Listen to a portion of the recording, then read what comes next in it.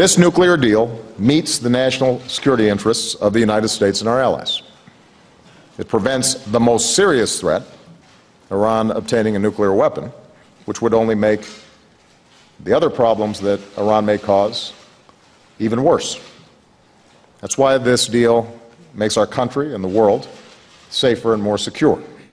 Does anyone outside of the Obama administration inner circle really know what is in the Iran nuclear deal? And if this isn't the right thing to do, then what is the logical alternative? Let's get a few words in with Pennsylvania Republican Congressman and member of the House Ways and Means Committee, Mike Kelly. Congressman, thanks for joining us, and I want to get right to this Iran deal with you, because in the last 24 hours or so, we have heard a lot of people, specifically candidates for President of the United States, hammer away at the deal, yet they've admitted that they don't know everything that's in it and they haven't read it yet. How can you then slam away at something where everybody doesn't know every little facet of the deal?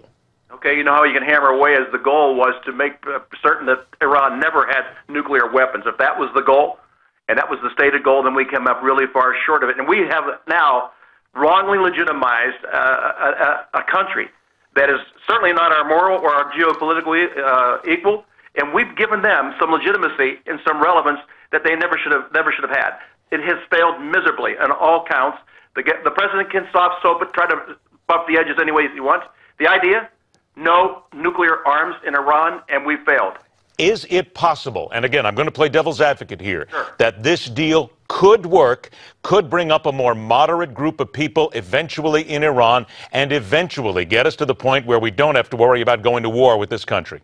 That's a fun debate, but in the real world, the answer is absolutely not. We know who they are. There's no end to what they do. Death to Israel, death to America.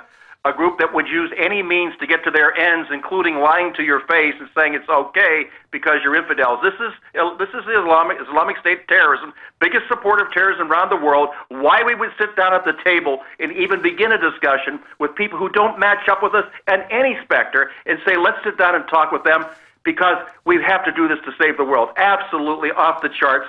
We could have done it with more severe sanctions. If you want to beat them, you want to beat them at their own game, first of all, those 4 Americans, before we ever sat down or even entered into a discussion, we want our 4 Americans home right now. End of discussion. Call me back when you're ready to move. And then we should have gone into negotiations, say you will never, ever have nuclear arms. Let's get that established right now. And then if you don't do it, if you think the sanctions before were bad, we're going to turn up the heat, and we'll make sure that that is the way we get there. We don't have to use people on the boots on the ground and arms, but we could have hurt them in a way that really would have got them to a point where they say, okay, we give up. Why would you ever relinquish in a negotiation with somebody who doesn't even come close to who you are and end up them winning the battle? It's absolutely ridiculous. 30 seconds left. Are you surprised to hear the president of Iran say that now they're going to have enough money and they'll start buying fighter jets again? No. Listen, the money that we're going to give them wasn't going to go the United Way. We knew where it was going to go. It's going to fund terrorist states.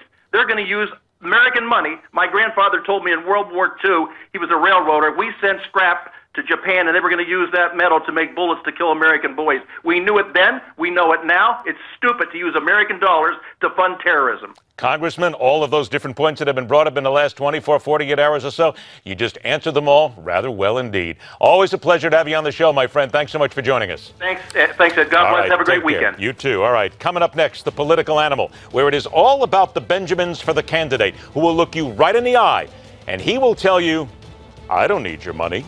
I can do it all by myself. It's coming up next right here on the fastest 60 minutes in news, The Hardline.